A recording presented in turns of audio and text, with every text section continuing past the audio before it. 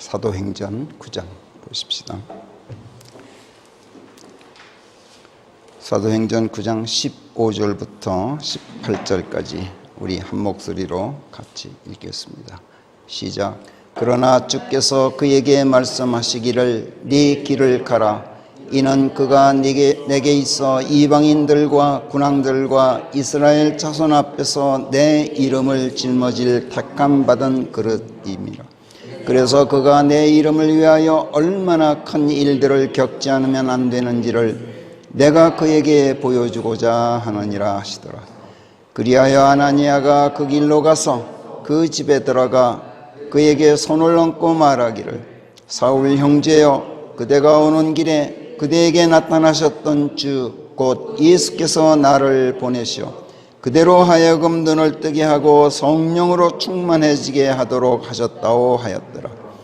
그러자 그의 눈이 마치 비늘이 벗겨나가듯이 그 자리에서 벗겨져서 그 즉시 그가 눈을 뜨고 일어나 침례되더라. 아멘. 네, 바로 설교 시작하겠습니다. 그는 내게 있어 이방인들과 군왕들 그리고 이스라엘 자손 앞에서 내 이름을 짊어질 택함 받은 그릇이다.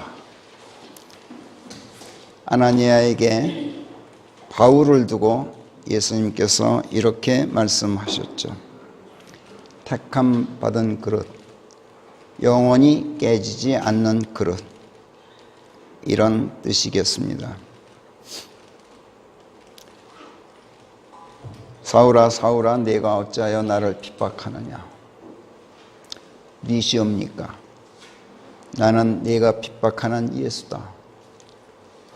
네가 채찍에 대들어 발길질하기는 어려우니라. 이 말씀에 벌벌 떨면서 주여 제가 어찌하기를 원하십니까? 하고 묻는 바울에게 일어나 네가 가던 그 성읍으로 들어가라. 그러면 네가 반드시 해야 할 일을 내가 네게 지시하겠다. 이렇게 말씀하시면서 그를 다마스커스로 내쳐 보내신 예수님께서 이번에는 그 성읍에 사는 아나니아라는 이름의 한 제자에게 미래상 중에 나타나셨습니다. 아나니아야 하고 부르시니 주여 보시옵소서 제가 여기 있나이다 하고 그가 대답합니다. 그러자 예수께서 그에게 유다의 집에 가서 타소 출신의 사울이라는 자를 찾아보라고 지시하십니다. 타소는 소아시아 해안 지방에 있는 킬리키아의 한 도시입니다. 사도행전 22장 3절에서 바울이 자기는 가말리엘의 문화에서 자랐고 율법에 완벽하게 합치되게 살았다. 법도대로 사람들을 가르쳤고 하나님의 일을 위해서는 다른 누구보다도 열정적이었다. 그래서 자기야말로 유대인 중 유대인이었다고 자신의 과거를 수레했습니다. 빌립보서 3장 5절에서도 비슷하게 자기가 베냐민 지파에 속한 이스라엘 종족으로서 히브리인 중에서도 히브리인이고 태어난 지 8일째 날에 할례되고 율법으로 말하자면 바리새인이어서 율법에 의에 있어 나무랄 데가 없었다. 교회를 박해했을 만큼 종교적 열정에 불탔던 아주 모범적인 유대인이었다. 이렇게 증언했습니다. 이렇게 바울은 혈통적으로나 율법적으로나 또 종교적으로 아주 골수 유대인이었습니다. 그런데 유대인이었으면서도 태어나기는 유대 땅이 아닌 타국 땅 킬리키아의 타소에서 출생했습니다. 킬리키아는 로마 제국의 식민 지배하에 있던 소아시아 지역 내에서도 군사적으로나 정치적으로 또는 상업적으로 아주 요충지였어요. 그래서 로마 당국에는 대단히 중요한 의미를 지닌 성읍이어서 영내 시민들의 완전한 로마화 정책이 강력하게 시행되었던 곳이기 때문에 유대인이든 아니든 그 지방에서 태어나기만 하면 자동적으로 로마 시민권이 부여되었습니다. 오늘날 어느 나라 사람이든 미국에서 태어나기만 하면 자동적으로 미국 시민권을 취득하게 되는 것과 같았던 거죠. 바울이 로마 시민권을 갖게 된 것은 그래서였을 것입니다. 로마 제국이 세계를 지배하던 그 당시에는 정치적으로나 사회적으로 하나의 특권일 수도 있었어요. 로마 시민권을 가지고 있다는 것은. 그러나 유대인 사회 내에서는 따돌림을 받을 수 있는 하나의 핸디캡이 되기도 했어요. 너 유대인이라 그래봤자 우리 땅에서 안 태어나고 어디 엉뚱한 데서 태어났지. 뭐 이런 식으로. 바울의 청년 시절 행적이 그의 나이 또래 어떤 유대인보다도 더 유대인적이었던 이유는 아마도 그의 이러한 핸디캡을 메우고 덮기 위한 하나의 자구책이었는지도 몰라요. 반대로 또 그가 훗날 그리스도인으로 거듭난 뒤에는 자기가 또 누구보다도 유대인적이었던 것이 되레 그리스도인 사회 내에서는 냉대받고 손가락질 당하는 핸디캡이 되기도 했어요. 그가 거듭난 뒤 열렬한 그리스도인이고 왕성한 복음 전도자로서 그를 따를 자가 없이 활발하게 활동했던 것도 그가 지난날 누구보다도 유대인적이었던 것에 대한 보상이었을지도 몰라요.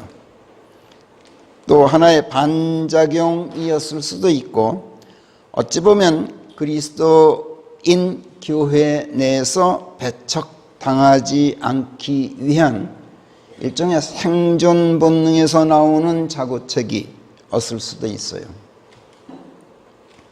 그 증거로 바울은 자기가 다른 사도들에 비해서 어딘지 모르게 불이익당하고 있음을 암시하면서 고린도전서 9장에서 다음과 같이 항변조로 말하고 있는 걸 우리가 성경에서 읽어요. 1절부터 중요한 부분만 축약해서 읽어보겠어요. 우리 한 목소리 읽어볼까요? 거기 프린트 한번 보세요. 고린도전서 9장 1절부터 시작. 내가 사도가 아니냐? 내가 우리 주 예수 그리스도를 뵙지 못하였느냐? 너희가 주 안에서 이룩한 내 업적이 아니냐? 다른 사람들에게는 몰라도 너희에게만은 내가 사도임에 틀림이 없느니라. 내게 의문을 제기하는 자들에 대한 나의 답변은 이것이니 우리에게 먹고 마실 권리가 없느냐? 게바 같은 다른 사도들이나 주의 형제들만이 아니라 우리에게도 한 자매를 아내로 거느릴 권리가 없느냐? 또는 나와 바나바 같은 우리들만 밥벌이 하는 것을 그만둘 권리가 없느냐? 언제 누가 제 돈을 써가며 전쟁에 나가더냐? 누가 포도밭을 만들어 놓고 거기서 나오는 열매를 먹지 못하느냐? 누가 양떼를 치면서 그 양떼의 젖을 먹지 못하느냐? 내가 한 인간으로서 이런 말을 하고 있는 것이냐? 율법도 똑같은 말을 하지 않느냐? 방아 찢는 소에게 재갈을 물리지 말라 하였느니라. 밭을 가는 자는 소망을 안고 갈아야 하고 소망을 안고 타작하는 자는 그의 소망의 몫을 나누어 가는 자가 되어야 한다는 말씀이니라. 우리가 너희에게 영적인 것들을 심었다면 우리가 너희에게서 물질적인 것들을 거둔다고 해서 그것이 큰일 날 일이냐? 다른 이들이 너희 위해서 이 권리를 나누어 가진 자들이라면 하물며 우리랴. 그렇지만 우리는 우리가 그리스도의 복음에 지장이 되어서는 안 되겠기에 이 권리를 쓰지 않고 모든 것을 참아내고 있느니라. 바울의 이 항변은 항변이라기보다 자기 자신의 핸디캡을 덮으려는 하나의 절규에 가까운 처절한 호소처럼 들립니다. 물론 바울의 이 말은 적어도 성경에 수록되어 있는 말씀이기 때문에 바울의 사적인 말일 수는 없겠죠. 이 말 역시 그로 하여금 성경을 기록하도록 하신 성령 하나님의 말씀입니다. 그렇다면 이것은 과거의 행적 때문에 혹시 냉대받고 불이익을 당하는 그리스도인들이 있다면 그들을 변호하시는 성령 하나님의 항변이고 또 절규라고 볼 수 있습니다. 사실 말이지 지난날의 행적으로 말한다면 떳떳하지 못하기는 모든 그리스도인들이 다 마찬가지 아닙니까? 이에 대해 성령께서는 에베소서 2장 2절부터 6절에서 다음과 같이 말씀하십니다. 한 목소리를 읽어볼게요. 2장 2절부터 시작. 너희는 지난날 죄들 안에서 이 세상의 행로에 따라 행하였나니 지금 불순종의 자식들 안에서 역사하고 있는 영 곧 공중의 권세를 쥐고 있는 그 군주가 시키는 대로 행하였느니라. 또한 그런 자들 가운데서 우리 모두가 지난날 우리의 행실이 우리 육신의 정욕들을 버리지 못한 채 육신의 정욕들과 생각의 정욕들을 채우고 있었느니라. 그리하여 본성적으로 다른 자들과 똑같이 진노의 자식들이었느니라. 그러나 자비가 풍성하신 하나님께서는 우리를 사랑하신 그분의 그 큰 사랑 때문에 우리가 죄들 안에 죽어있던 바로 그때 우리를 그리스도와 함께 우리를 살려내셨고 너희는 은혜로 구원받았느니라. 또 우리를 함께 일으키셨으며 우리를 그리스도 예수 안에서 하늘의 처소들에 함께 앉게 하셨느니라. 떳떳하지 못했던 지난날의 행적에 대한 반작용과 그 행적 때문에 안게 된 어떤 핸디캡을 메우려는 보상 행위, 그리고 그로 인한 불이익을 당하지 않으려고 과거와는 아주 딴판으로 행동하는 사람들이 우리 주변엔 많아요. 우리도 마찬가지지만 이런 사람을 보면 그것이 자구적인 가식도 아니고 과거를 은폐하려는 것도 아니고 진정한 회개에 따른 변화인데도 거짓말이 아니라 진짜 회개하고 변화한 것인데도 그를 칭송하기보다 배관시하고 손가락질하면서 그의 떳떳하지 못했던 과거 행정만 들춰내면서 물고 늘어지는 것이 이 세상 인심입니다. 요즘 세상을 떠들썩하게 만들고 있는 소위 미투 운동이라는 것에서 우리가 이런 면모를 보고 있습니다.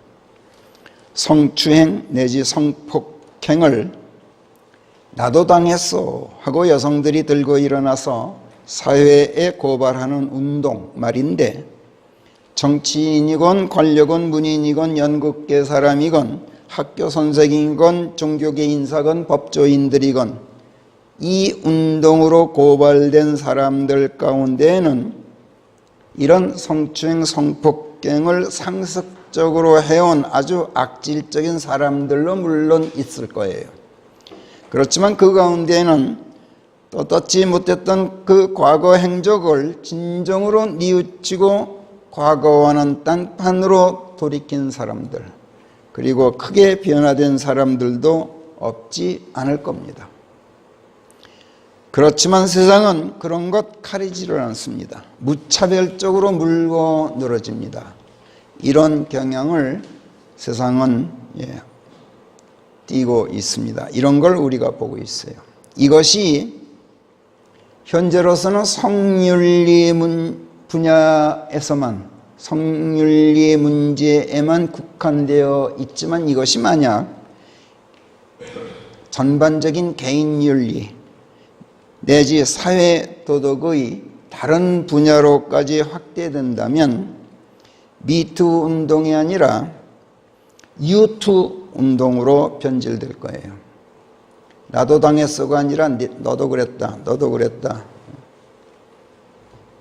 너도 지난날 저랬다, 너는 안 그랬느냐 하는 그런 유투 운동, 과거를 들춰내면서 서로 헐뜯고 삿대질하는 바람에 온 세상이 쑥대밭이 되고 말 거예요. 가만히 보면 요즘 미투 운동이라는 것이 어느새 네가 이랬다 너도 그랬다 하는 유투 운동으로 이미 변질되어 가고 있는 것을 우리가 엿볼 수가 있어요. 이러다 보면 죄 없는 사람 무고하게 사실도 아닌 것을 유포해서 사회적으로 매도하고 매장하려는 아주 불순한 생각을 가진 사람들이 근거 없는 집단 여론을 일으키는 바람에 극도로 혼란스럽고 무서운 세상이 될 것입니다. 도무지 관용이란 찾아볼 수 없는 세상, 무차별적인 매도와 집단적인 여론 자판식 무고 행위, 이것은 개인적으로나 사회적으로나 건전한 윤리 체계를 무너뜨리고 도덕 체계를 뒤흔들어서 선의의 반성과 회개를 도리어 가로막고 바람직한 변화와 변혁 그리고 개선, 이것을 가로막아서 사회 전체를 무너뜨릴 위험성이 매우 큽니다. 평화가 붕괴되고 무서운 결과를 초래하게 될 수도 있습니다. 그렇다고 해서 성범죄자들에게 덮어놓고 관용을 베풀고 사회적 도덕적 비행들을 눈감아주라는 얘기는 물론 아닙니다. 마태복음 18장 15, 16, 17절에서 예수께서 말씀하셨죠. 우리 한 목소리를 읽어볼게요. 마태복음 18장 15절 시작. 네 형제가 너를 침해하거든 가서 너와 그 단둘이서 그의 잘못을 그에게 이야기해 주어라. 그가 만약 네 말을 듣는다면 너는 네 형제를 얻은 것이니라. 그러나 만약 그가 네 말을 들으려고 하지 않거든 그때에는 네가 한두 사람을 더 데리고 가서 두세 증인들의 입으로 한마디 한마디가 확증되도록 하여라. 그래도 그가 만약 그들의 말을 무시하고 듣지 않거든 그것을 교회에 고하고, 그래도 그가 교회의 말도 무시하고 듣지 않거든 그는 너에게 이교도요 세관인이나 마찬가지라 여기라. 누가 내게서 인격적으로나 물질적으로 또는 신체적으로 손해를 입히면 먼저 그에게 넌지시 가서 그와 단둘이서 그의 잘못을 이야기해 주라 하고 권고합니다. 요즘 미투 운동에 참여하는 사람들 보면 하나같이 처음에는 잠자코 있었던 사람이에요. 그러지 말라는 것이 예수님의 충고예요. 그리고 그래도 말을 듣지 않으면 그때 증인들을 세우고 그들 앞에서 사실 여부를 확실히 해 놓으라는 충고예요. 그래도 그가 듣지 않거든 그때 교회에 고발하고, 교회의 고발도 무시하고 듣지 않으면 그때는 상종도 하지 말라는 것이 예수님의 충고예요. 이거는 어디까지나 비행을 저지른 사람을 응징하고 사회적으로 매장하기보다 그를 회개로 인도하고 변화되도록 모색할 것을 권고한 말씀이고, 또 이 일에 교회가 중요한 역할을 담당하도록 권고한 말씀이기도 해요. 그리고 교회의 결정이 어떤 힘을 갖는가에 대해서 바로 이어서 18절, 19절, 20절에서 밝히신 아주 유명한 말씀이 다음과 같아요. 같이 읽어요. 마태복음 18장 18절. 진실로 내가 너희에게 말하노니 너희가 땅에서 묶는 것이면 무엇이든지 하늘에서 묶이고 너희가 땅에서 푸는 것이면 무엇이든지 하늘에서 풀리리라. 내가 너희에게 거듭 말하노니 무엇이든지 청할 일을 놓고 너희 중 두 사람이 땅에서 생각을 같이 하면 하늘에 계신 내 아버지의 사람들을 위하여 그것이 이루어지리라. 이는 두세 사람이 내 이름 안에서 모인 곳에는 그 한가운데 내가 그들과 함께 있음이라. 그 다음에 거기까지만 우선 읽어볼게요. 이 말씀을 이제 베드로가 듣고 예수님께 묻죠. 주여, 제 형제가 몇 번이나 저를 거슬러 죄 지을 때까지 제가 그를 용서하오리까? 7번까지 하오리까? 그러자 예수님께서 대답하셔요. 7번까지가 아니라 70번씩 7번까지라도 용서하라고 나는 네게 말하노라. 결국 용서밖에는 우리가 할 수 있는 일이 없다는 거죠. 비행을 저지른 사람을 죽이든지 살리든지 그 심판은 하나님께 있다는 거예요. 그러니 모든 것을 하나님께 맡기라는 말씀입니다. 성경이 가르치는 최고의 미덕은 용서입니다. 바울의 경우 그가 그리스도인들을 박해했던 그것이 자신의 핸디캡을 메우려는 자구책이었건 아니건 간에 히브리인 중에서도 히브리인으로서 율법으로 말하자면 바리새인 중에서도 바리새인이어서 율법에 자기 의에 있어서는 나무랄 데가 없이 종교적 열정에 불타는 가운데 교회를 박해했던 것은 사실은 평생 동안 그를 하나님 당신의 유용한 그릇으로 사용하고자 하셨던 하나님의 숨은 계획에 따른 숙명적인 것이었습니다. 하나님께서 그렇게 만드셨어요.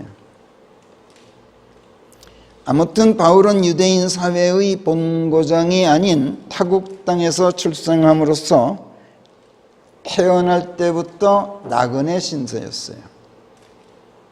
그런데 영적으로는 말할 것도 없으려니와 육신적으로도 평생을 철저하게 나그네로 살다가 나그네로 죽었어요.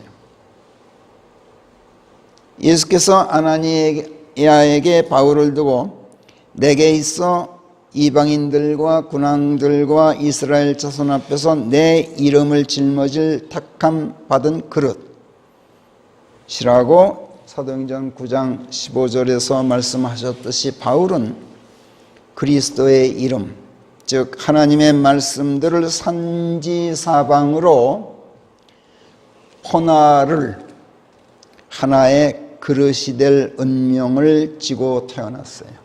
나그네라는 것은 떠돌죠. 근데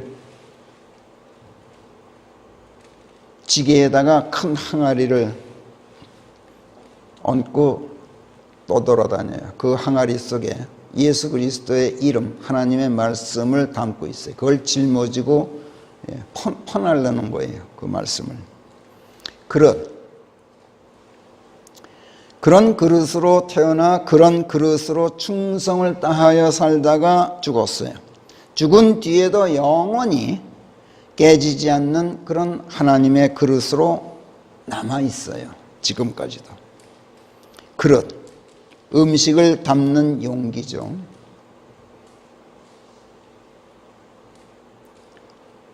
단순히 음식을 담을 뿐만 아니라 음식을 나르는 기능을 가진 것이 또 그릇이에요.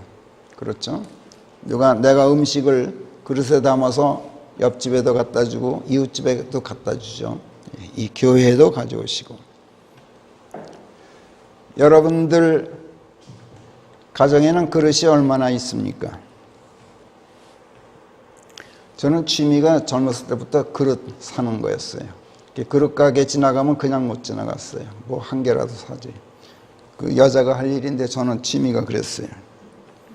그릇이 사실은 굉장히 많은 편이었는데 요즘에 정리를 하다 보면 찬장 이 구석 저 구석 그냥 뭐 창고 이 구석 저 구석 10년 넘게 쓰지 않은 그릇이 너무나 많은 거예요. 쓸모없는 그릇이 그렇게 많아요. 버리긴 아까운데 이 그릇을 뭐하러 보관할까? 결국은 뭐 분리수거에 내다가 버렸어요. 아직도 버릴 게 많아요.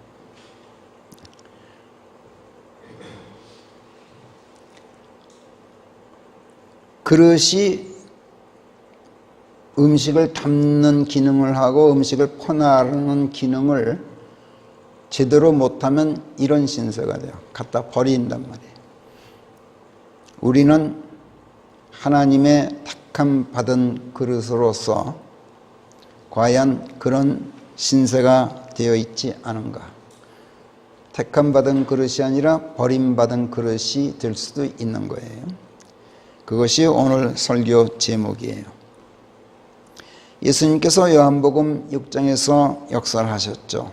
하나님의 말씀들은 사람이 먹고 죽지 않게 하는 하늘로부터 내려온 참된 음식이고 참된 음료다.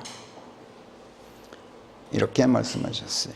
요한복음 6장의 이 대목을 우리 한번 한 목소리로 읽어보겠어요. 48절부터 좀 길어요. 58절까지 시작. 나는 생명의 빵이라.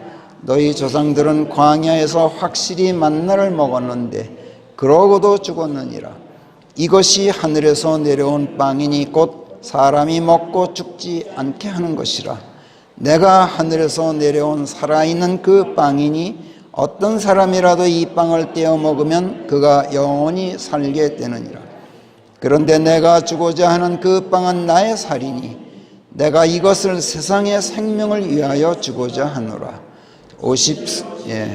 내가 너희에게 말하노니 너희가 사람으로 온 아들의 살을 먹지 않고 그의 피를 마시지 않으면 너희 안에 생명을 못하느니라. 누구든지 내 살을 먹고 내 피를 마시는 자가 영원한 생명을 갖고 내가 그를 마지막 날에 일으켜 세우느니라.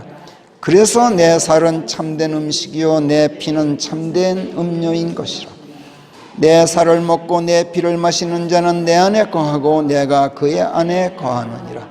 살아계신 아버지께서 나를 보내셨고 또 내가 아버지 덕에 살아있는 것과 같이 나를 먹는 자도 그와 같이 내 덕에 살게 되느니라. 이것이 하늘에서 내려온 빵인즉 너희 조상들이 확실히 만나를 먹고도 죽은 것과는 달리 이 빵을 먹는 자는 영원히 살게 되느니라. 그리스도인들은 하늘에서 내려온 생명의 빵이신 예수 그리스도를 담는 그릇으로 택함받은 사람들이에요.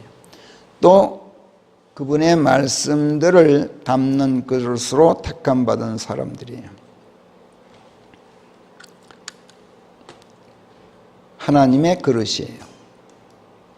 그런가 하면 그리스도인들은 또 좋은 물고기들을 담는 그릇이기도 해요. 좋은 물고기들. 마태복음 13장에서 하늘의 왕국 비유를 들려주시면서 예수님께서 이렇게 말씀하셨어요. 마태복음 13장 47, 48절에서 제가 읽을게요. 하늘의 왕국은 바다에 던져져 종류 불문하고 모든 물고기들을 끌어 모으는 그물과 같나니. 이 말씀에서 우리가 주의해야 돼요. 하늘의 왕국, 천국이에요. 소위 천국은 구원받은 사람만 가는 걸로 알고 있는데 여기 보면은 종류 불문하고 모든 물고기들을 끌어 모으는 그물이에요. 천국은. 다시 말해서 천국에 들어가 있는 사람도 버려지는 사람들이 숱하게 많죠. 그 다음에 보면 알아요. 그것이 가득 차자, 그물이 가득 차자 사람들이 무트로 끌어올리고 앉아서 좋은 것들은 그릇에 모아 담고, 이게 좋은 물고기들을 모아 담는 그릇이란 말이에요. 나쁜 것들은 내버렸느니라. 하늘의 왕국은 종류 불문하고 모든 물고기들을 끌어모아 무트로 끌어올리는 그물, 그 안에는 그릇에 담지 않고 그냥 내버려야 하는 나쁜 물고기들도 그득 들어있기 때문에 하늘의 왕국에 들어가 있다 해서 다 구원받은 것이 아니라는 말씀이에요. 여기서 우리는 그릇이 바다에서 건져 올린 좋은 물고기들만 담는다는 걸 알 수 있어요. 이렇게 볼 때 그리스도인은 선한 사람들, 즉 구원받은 사람들을 담고 있는 그릇이어야 한다는 것을 또 깨닫게 돼요. 여러분은 그리스도인이니까 여러분 안에는 그리스도인으로 거듭난 선한 사람들이 담겨 있습니까? 그렇다면 여러분은 하나님의 아주 유용한 그릇으로 택함받은 사람들입니다. 여러분 안에 만약 그리스도인들이 담겨 있다면 아마도 그들은 10중 8구 여러분이 그들의 과거를 용서하고 덮어주고 진정한 회개로 변화시켜서 예수 그리스도께로 인도한 사람들일 공산이 커요. 그런 사람들일수록 여러분이 나누어준 하나님의 은혜를 영원히 잊지 못하고 여러분 안에 들어와 있는 법이에요. 한번 생각해 보세요. 여러분 안에 어떤 좋은 물고기들이 담겨 있는지. 그리스도인들은 또 하늘로부터의 참된 음식과 음료 그리고 예수 그리스도, 결국은 하나님의 말씀과 예수 그리스도, 그 말씀이 곧 예수 그리스도시죠. 결국 그리스도인들은 하나님의 말씀이신 예수 그리스도를 담고 있을 뿐만 아니라 그것을 이곳저곳으로 퍼날라서 다른 많은 사람들에게 나누어주는 그릇으로 택함받은 사람들이에요. 여러분은 하나님의 말씀들과 예수 그리스도를 단지 담고만 계십니까? 아니면 이것저것으로 퍼날라서 많은 사람들에게 나누어주고 있는 그릇입니까? 만약 그렇다면 여러분은 하나님의 유용한 그릇으로 제 기능을 제대로 발휘하고 있는 겁니다. 아무튼 그리스도인들이 하나님의 말씀들을 담고 있고 그리스도를 담고 있을 뿐만 아니라 그 말씀들과 그리스도를 이것저것으로 퍼날라서 많은 사람들에게 나눠주고 또 좋은 물고기들인 그리스도인들을 담고 있는 그릇이어야 한다는 이야기인데, 이것은 만약 그렇지 못하면 언제라도 하나님께서 깨뜨려 버리실 수 있음을 뜻해요. 그러니까 성경은 항상 양면성을 가지고 있어요. 너희는 하나님의 택함받은 그릇이다. 이 말씀 속에는 버림받을 수도 있다라는 말씀이 들어있단 말이에요. 항상 그래요, 성경은. 근데 종교인들은 그 반대는 생각하지 않고 좋은 것만 생각하려고 그래요. 그러니까 자기 생각에 좋다고 생각하는 것만 받아들이는 거죠.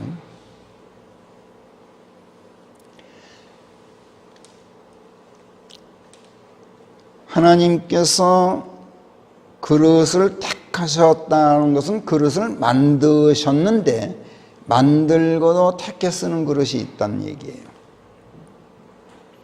그런데 어떤 사람들은 나는 그런 그릇이 되지 못해요. 그런 그릇 노릇하기에는 저는 너무 빈약하고 연약해요. 이렇게 말할 수가 없어요. 왜? 하나님께서 그릇을 빚었을 때는, 그리고 택하셨을 때는 당연히 무슨 일인가를 하도록 만드시고 또 택하셨기 때문에 그래요. 그런 핑계로 유용한 그릇이 되지 못한다면 하나님께서 진노하셔요. 그런데 아직까지는 다행히도 하나님께서 진노를 억제하시고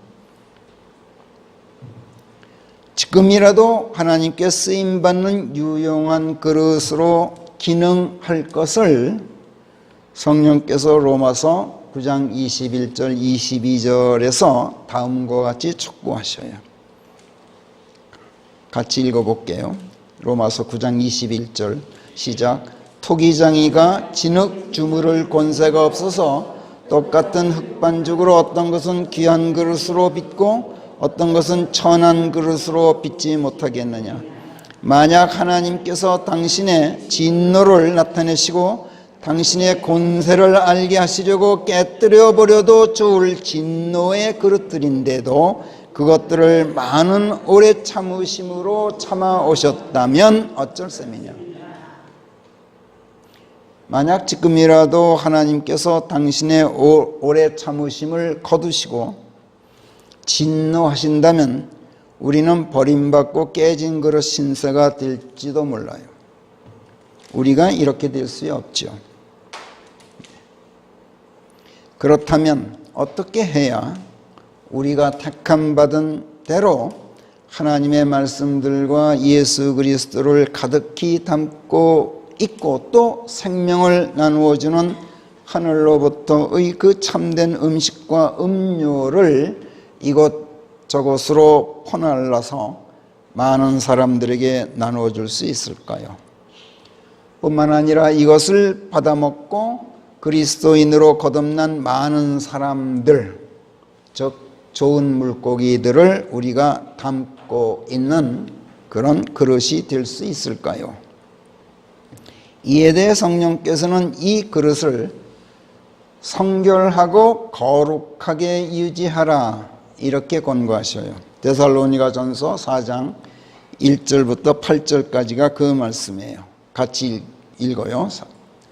데살로니가전서 4장 1절 시작. 형제들아 거기서 더 나아가 우리가 주 예수께 의지하여 너희에게 간청하고 권고하는 것은 너희가 어떻게 행하여 하나님을 기쁘시게 해드려야 할지에 대하여 너희가 우리에게서 받은 그대로 하려고 너희가 더욱더 넘치게 마음먹으라는 것이라. 우리가 주 예수께 의지하여 너희에게 어떤 명령들을 주었는지 너희가 아느니라.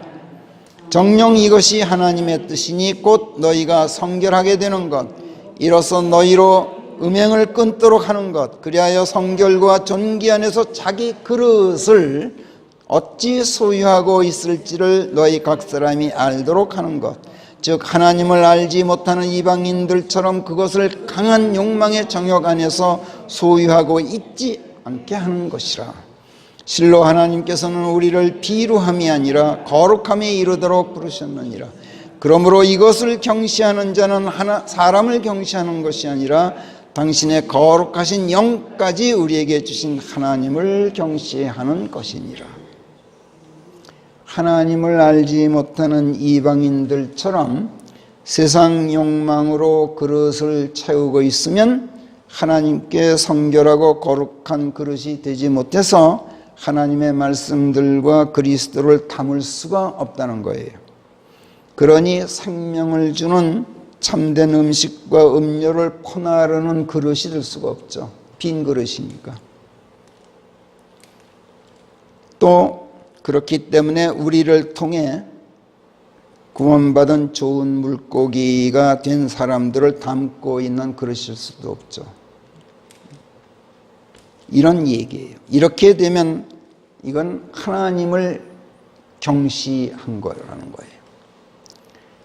필연적으로 그분의 진노를 피할 수가 없다는 말씀이죠. 6절은 여기서 주께서 그런 모든 자들을 복수하시는 분이라는 것을 우리가 너희에게 미리 경고하고 증거한 바 있다 이렇게 말씀해요. 데살로니가전서 4장 6절에서 하나님께서 그런 사람들은 복수하신다는 거예요. 하나님께서는 우리를 결코 이런 식으로 만들지도 않으셨고 이런 식으로 택하지도 않으셨어요. 하나님께서는 우리에게 당신의 거룩하신 영을 주셨어요. 당신의 말씀들을 우리에게 주셨다는 얘기예요. 우리는 이 보화를 질그릇 안에 가지고 있다. 이렇게 고린도후서 4장 7절은 말씀하죠. 이 귀한 보화를 하나님께서 질그릇 안에 넣어주신 것은 그 보화의 빼어난 권능이 우리가 아니라 하나님의 것이 되게 하기 위함이었다. 이렇게 증언해요. 그래서 하나님의 말씀들을 우리가 지니고 있으면 우리는 하나님의 빼어난 권능을 담고 있는 그릇인 거예요. 우리가 이러한 하나님의 그릇으로서 세상 욕망의 정욕 안에서 소유하고 있지 않은 가운데 성결과 존귀 안에서 소유하고 있으려면 필연적으로 세상에서는 고난당하고 난관에 부닥치고 핍박받고 세상 사람들에게 따돌림 받는 그런 불이익을 당할 수밖에 없게 돼 있어요. 그러나 이것을 극복하고 이겨내라고 하나님께서 이 그릇 안에 당신의 빼어난 권능을 넣어주셨다는 거예요. 그래서 바울은 고린도후서 4장 8절부터 11절에서 다음과 같이 고백해요. 같이 읽어요. 고린도후서 4장 8절 시작. 우리가 사방으로 고난을 당하나 그럼에도 괴로워하지 않고 우리가 난관에 부닥쳐도 절망에 빠져 있지 않으며 핍박받아도 버림받은 것이 아니고 내던져져도 파멸당한 것이 아니니 항상 주 예수의 죽으심을 몸에 지니고 다니는지라. 예수님의 생명이 또한 우리 몸 안에서 선명하게 나타나 있게 되었느니라. 살아있는 우리가 예수님 때문에 항상 죽음에 넘겨져 있는지라. 죽을 수밖에 없는 우리의 몸 안에 예수님의 생명이 또한 선명히 나타나 있게 된 것이라. 자, 예수님께서 아나니아를 바울에게 보내시면서 그가 내 이름을 짊어질 택함 받은 그릇으로서 그가 내 이름을 위해서 얼마나 큰 일들을 겪지 않으면 안 되는지를 내가 그에게 보여주고자 한다. 이렇게 사도행전 9장 15절 16절에서 말씀하셨던 것은 장차 하나님께 성결하고 거룩한 그릇으로서 하나님의 말씀들을 담고 있고 또 그 말씀들을 퍼나르면서 많은 사람들에게 나눠주게 됨으로써 바울이 그가 장차 고난을 당하고 난관에 부닥치고 핍박받고 내던져지는 큰 일도 당하겠지만 그럼에도 불구하고 하나님의 권능으로 그 모든 역경들을 극복함으로써 괴로워하지 않고 절망에 빠지지 않을 뿐만 아니라 오히려 하나님께 버림받지 않고 파멸당하지 않는 큰 경험, 그것도 큰 일 속에 들어가요. 그것을 체험하게 될 것을 예고하신 말씀이었던 거예요. 그러니까 그가 얼마나 큰 일들을 당해야만 하는지 내가 보여주고자 한다라는 말씀은 두 가지가 포함되어 있어요. 대개는 그가 큰 고난에 봉착해야만 된다 이렇게 해석하는데 그럼에도 불구하고 그 고난들을 능히 이겨낼 수 있는 하나님의 빼어난 권능을 체험하는 그 큰 일, 그것도 겪게 된다는 거예요. 그런 말씀이었어요. 그리고 예수께서 바울에게 다시 또 미래상 중에 나타나셨어요. 지금 바울은 다마스커스에 가서 며칠째 밥을 굶으면서 장님이 되어 있어요. 그런데 예수께서 미래상 중에 그런 바울에게 나타나서 아나니아라는 어떤 사람이 자기에게 와서 눈을 뜨게 해주려고 자기에게 손을 얹는 것을 미리 보여주셨어요. 손을 얹는다, 안수한다는 얘기예요.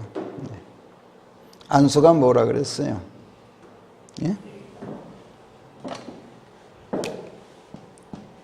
lay hands on. 누구에게 양손을 얹는 거예요. hands 복수죠. 손을 얹는다 이렇게 한 손을 얹는 게 아니라 양손을 얹어야 돼요. 사실은 한 손.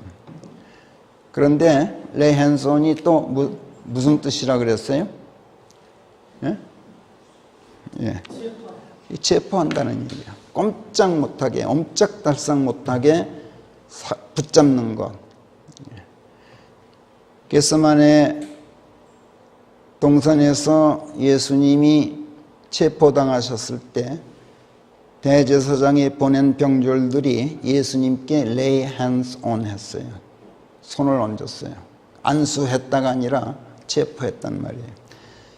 안수는 하나님께서 체포하시는 거예요. 그러니까 이 기독교 신학에서는 안수가 무슨 하나님의 권위를 부여받은 목사가 대리해서 하나님을 대리해서 하나님의 권위로 뭘 어떻게 한다. 그래서 무슨 뭐 장로로 임명하고 무슨 뭐 전도사로 직을 주고 이런 뭐 말하자면 서품하는데 뭐 그 권위가 하나님의 권위가 이렇게 이양된다든지 또는 뭐 하나님의 권위로 무슨 뭐 귀신을 쫓는다든지 뭐 이런 식으로 얘기하는데 그거 다 엉터리예요. lay hands on은 하나님께 완전히 사로잡히는 것, 꽉 붙잡히는 걸 말해요. 그러니까 손을 얹었다 이 말은 손을 얹음을 당하는 거예요. 그러니까 얹음을 당하는 사람 입장에서는 하나님 저를 완전히 장악하십시오 하는 것이고, 또 손을 얹는 사람은 오냐 하나님께서 너를 완전히 장악하셨다라는 것을 보여주는 그런 상징적인 행위인 거예요. 이걸 바울에게 미리 보여주셨어요. 그리고 아나니아에게 말씀하셨어요. 지금 바울이 네가 가서 이렇게 하는 걸 미래상 중에 보고 기도하고 있는 중이니까 어서 가라. 그러자 아나니아가 펄쩍 뛰었죠. 아니 무슨 말씀이십니까? 그가 예루살렘에서 얼마나 나쁜 짓을 했는지 모른다는 이야기를 제가 한두 사람한테서 들은 게 아닙니다. 지금 그거는 대제사장한테서 체포영장을 발부받아서 주의 이름에 의탁하고 있는 모든 사람들을 색출해서 눈에 띄는 대로 잡아다가 예루살렘으로 끌고 가려고 와 있다고 합니다. 이렇게 말씀드려요. 다시 말해서 바울의 과거 행적을 들춰내고 있는 거예요. 유투 운동이지 또는 히투 운동일 수도 있어요. 그런데 예수님께서는 뭐라 그러시냐면 Go thy way 그렇게 말씀하셔요. 내 길을 가라.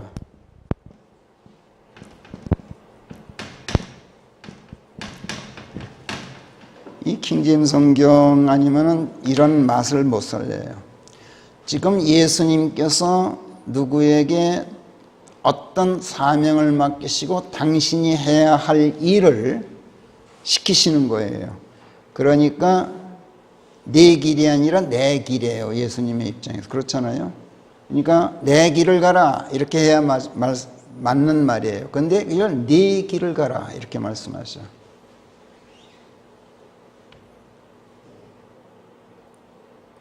신약 성경에서만도 13번이나 이런 표현으로 말씀하신 예수님. 사람에게 이런저런 여러 가지 임무를 주시고 어디론가 보내시면 이건 그 사람의 내 길이 아니라 예수님의 하나님의 내 길일 텐데도 예수님께서는 내 길을 가라 이렇게 말씀하셔. 당신께서 의도하신 당신의 일을 행하시러 당신께서 가시는 거야 지금. 그런데 이것을 내 길 이렇게 말씀하지 않으시고 네 길 이렇게 말씀하신다는 것은 당신의 공덕을 사람에게 돌리신다는 얘기예요. 그리고 하나님을 기쁘게 해드리고 영화롭게 해드리는 기회를 우리에게 넘기신다는 얘기예요. 애당초 아나니아를 부르시고 그로 하여금 다마스커스로 가서 바울을 찾아보게 하신 것부터가 하나님의 복되고 선한 일을 할 수 있는 기회를 전가 이양하시고 우리에게 주시고 그 복되고 선한 열매를 거두는 공로를 우리에게 돌리시는 아주 은혜로운 하나님의 배려였다라고 우리가 지난주에 조명받았어요. 주께서 당신께서 친히 하실 수 있는 일들이고 친히 하시면 더욱더 효율적일 텐데 그렇게 하질 않으셔. 누굴 보내셔. 귀찮아서 그러신 게 아니야. 여긴 또 두 가지 의미가 있어요. 아까 말씀드린 대로 모든 공덕, 모든 영화, 모든 영광을 우리에게 주시는 거예요. 그리고 당신의 길인데도 내 길인 것처럼 이렇게 만들어 주셔요. 이게 배려예요. 하나님의 은혜로우신 배려예요. 또 하나는 그 사람이 왔을 때, 바울이 아나니아를 봤을 때 아나니아에게서 아나니아를 보는 게 아니라 예수님을 봐요. 하나님을 봐요. 이런 점에서 아나니아는 하나님의 메신저였어요. 메신저는 천사죠. 하나님의 천사인 거예요. 그래서 무슨 훈련을 시키시느냐 하면 사람을 보는데 그 사람에게서 하나님을 보는 훈련을 시키셔요. 다음 주에 아마 이걸 설교하게 될 건데, 당신께서 몸소 하시면 훨씬 더 효율적이고 훨씬 더 성공적일 텐데도 예수님께서는 우리를 사용하셔요. 당신께서 거두실 그 복되고 선한 열매들을 우리가 거두어 드리게 하시는 것이고 하나님께 영광 돌려드리는 기쁨을 우리에게 주시고 그 모든 공로를 우리에게 돌리시는 거예요. 그리고 또 우리가 난관에 부딪히고 어려움에 처할 때 당신을 불러 의탁토록 하시려고 그래요.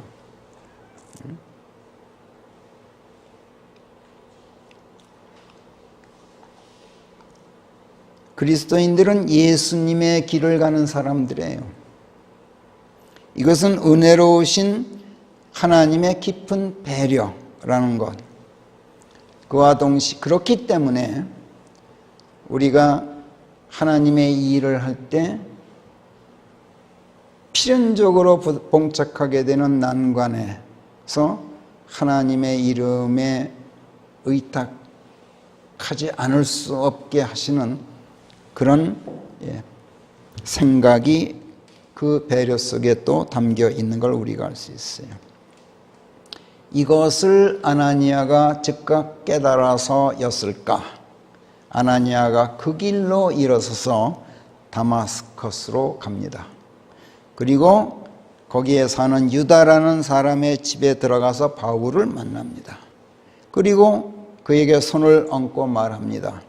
사울 형제요, 그대가 오는 길에 그대에게 나타나셨던 주, 곧 예수께서 나를 보내셨다오. 그대로 하여금 눈을 뜨게 하고 성령으로 충만해지게 하라고 나를 그대에게 보내셨다오. 이렇게 말해요.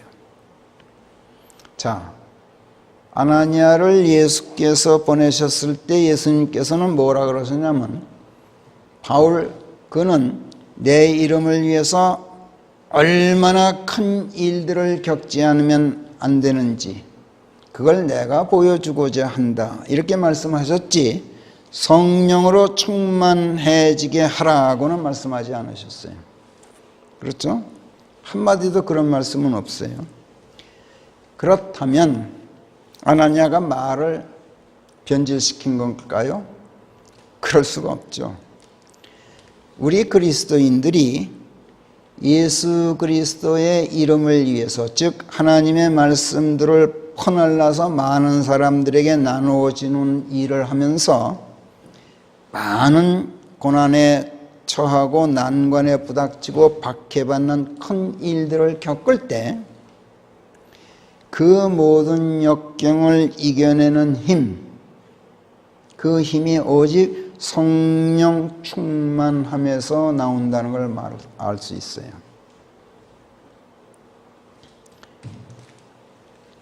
그 힘을 발휘하시는 하나님의 그 빼어나신 권능 또한 성령으로 충만해야만 체험할 수 있다는 얘기가 돼요.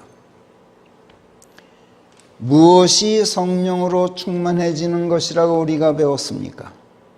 하나님의 말씀으로 충만해지는 것, 질그릇 안에 보화가 가득 담겨 있는 것, 이것이 성령으로 충만해지는 것이라고 배웠어요.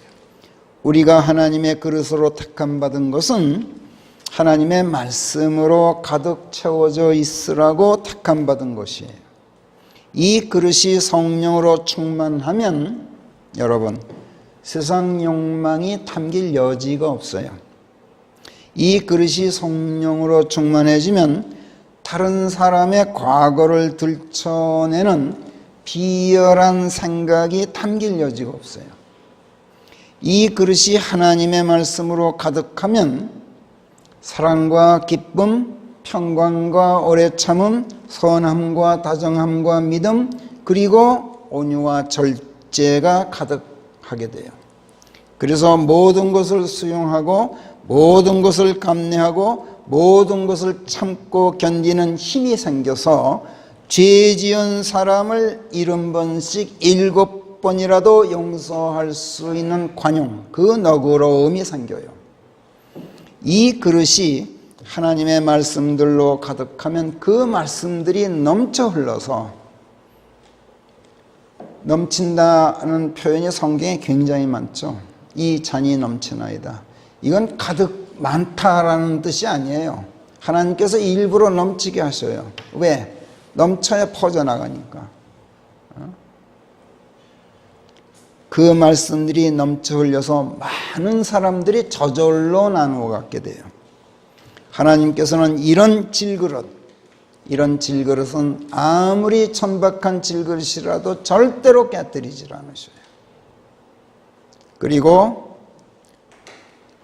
깨뜨리지 않으시는 정도가 아니라 더욱더 넘치는 사랑과 은혜, 감사와 찬양, 그리고 평강과 안식으로 가득 채워주셔요. 그래서 우리는 오늘 성령께서 너희는 그런 그릇이냐, 이거를 돌아보게 하셨던 거예요. 기도하겠습니다. 하나님, 질그릇에 지나지 않는 저희들 안에 보화보다도 더 귀한 아버지 하나님의 말씀들을 가득히 넣어주시고, 진리고 또 길이고 생명이신 예수 그리스도께서 저희 안에 거하시도록 해 주심으로써 아버지 하나님께 택함받은 귀한 그릇이 되었음을 오늘 저희로 다시 새롭게 상기시켜 주신 것을 감사합니다. 또 그러나 저희가 헛된 욕망 끊지 못하면 이 귀한 그릇을 아버지께 성결하고 거룩하게 견지하지 못하게 돼서 쓸모없는 그릇이 될 뿐만 아니라 하나님의 진노의 그릇이 되어서 아버지께서 깨뜨려 버리실 수도 있다는 경각심을 일깨워 주신 것 또한 감사합니다.